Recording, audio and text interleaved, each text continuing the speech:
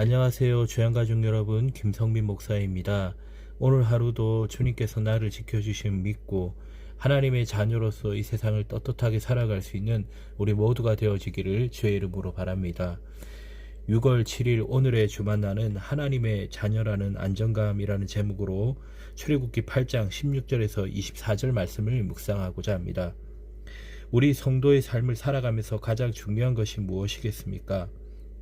하나님과 친밀한 관계를 맺으며 살아가는 삶에서 가장 중요한 것은 무엇일까요? 바로 부드러운 마음을 가지는 것입니다. 매 순간 하나님에 대해 부드러운 마음이 있어야 하고 하나님이 하시는 일에 부드러운 마음을 가져야 합니다. 그래서 히브리서에서 우리에게 말씀하시기를 광야에서 시험하던 날에 거역하던 것 같이 너의 마음을 완고하게 하지 말라고 하셨습니다. 이스라엘 백성이 40년을 방황할 수밖에 없었던 이유가 무엇입니까? 바로 하나님에 대해서, 하나님의 하시는 일에 대해서 마음이 부드럽지 못했습니다. 하나님의 하시는 일에 마음이 강팍했습니다. 그래서 하나님께서 40년간 그들의 마음을 깨뜨리고 또 깨뜨리셨습니다. 그렇습니다. 우리는 이 일에 교훈을 받아서 마음이 부드러워야 합니다. 하나님 오늘 또 매 순간에 주님의 임재 안에서 부드러운 마음으로 모든 일을 순종하겠습니다. 그럴 때 천국이 이루어지고 천국의 권세가 임하는 것입니다. 오늘 말씀을 통해 두 가지를 살펴보겠습니다. 첫째로 말씀과 같으라입니다. 하나님께서 애굽에 내린 두 번째 재앙도 바로는 하나님의 말씀에 순종하지 않았습니다. 여호와께서 모세에게 이르시되 아론에게 명령하기를 내 지팡이를 들어 땅에 티끌을 치라 하라. 그것이 애굽 온 땅에 이가 되리라. 하나님께서 세 번째 재앙을 애굽에 내리셨습니다. 티끌이 이가 되는 재앙입니다. 흙으로 사람을 만드신 것처럼 흙이 이가 되게 하심으로 하나님의 능력을 확실하게 보여주셨습니다. 세 번째 재앙에 애굽의 마술사들이 반응하였습니다. 출애굽기 8장 19절에 요술사가 바로에게 말하되 이는 하나님의 권능이다 하였으나 바로의 마음이 완악하게 되어 그들의 말을 듣지 아니하였으니 여호와의 말씀과 같더라. 마술사들이 이는 하나님의 권능이니이다 라고 말하였습니다. 하나님의 명령에 따라야 한다는 것을 애굽의 마술사들도 인정하였으나 바로는 인정하지 않았습니다. 그러나 바로의 완고함에 시험이 들지 말아야 합니다. 그들의 말을 듣지 아니하였으나 여호와의 말씀과 같더라 라고 말씀합니다.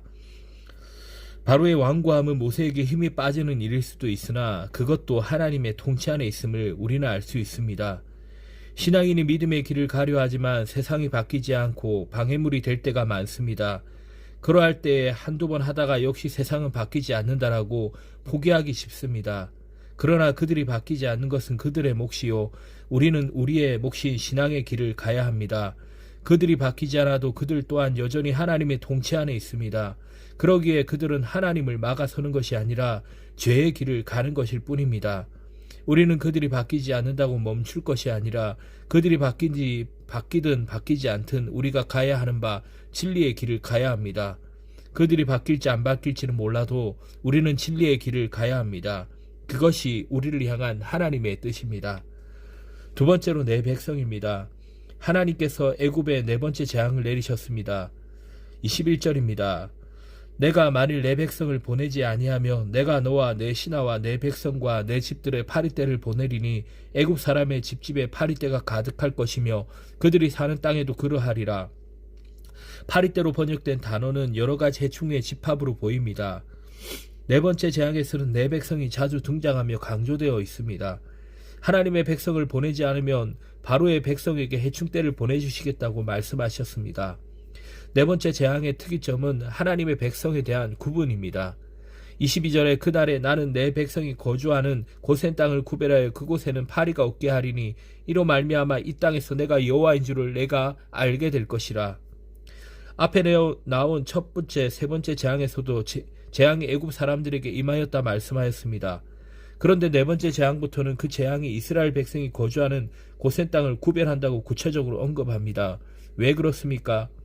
네 번째 재앙부터 애굽 전역의 재앙으로 고센 땅까지 이르러야 하는데 고센 땅에는 하나님의 백성이 있었기에 그곳에는 재앙이 임하지 않은 것입니다. 그래서 그것을 구체적으로 언급하고 있는 것입니다. 그렇습니다. 하나님은 우리의 보호자가 되심을 믿으시길 바랍니다. 네 번째 재앙의 또 하나의 특이점은 이 재앙은 사람이나 어떤 도구가 사용되지 않았다라는 것입니다. 24절에 보면 여호와께서 그와 같이 하시니 무수한 파리가 바로의 궁과 그의 신하의 집과 애굽 온 땅에 이르니 파리로 말미암아 그 땅이 황폐하였더라. 이번에는 경고만 나올 뻔 사람을 통해 하신 것이 아니라 하나님께서 직접 하셨습니다. 하나님께서 역사하실 때 가장 중요한 것은 하나님 한 분입니다. 하나님의 일하심이 사람이나 어떤 도구로 가려져서는 안 됩니다. 하나님께서는 도구를 사용하십니다. 그러나 도구는 도구일 뿐입니다. 결코 일꾼이나 도구가 부각되어서는 안 됩니다.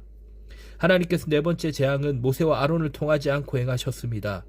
이스라엘 백성에 대한 특별한 언급을 통해 하나님께서 이스라엘 백성을 위해 일하고 계심 또한 말씀하셨습니다. 하나님께서 그 백성을 위해 일하십니다. 일꾼인 모세와 아론에게 오직 순종만 요구될 뿐입니다. 모세가 이스라엘 백성을 출애굽시키고 오늘날 우리가 세상을 구원하는 것처럼 착각하지 말아야 합니다. 일꾼은 오직 하나님의 영광을 위해 겸손하게 백성을 위해 일할 뿐입니다.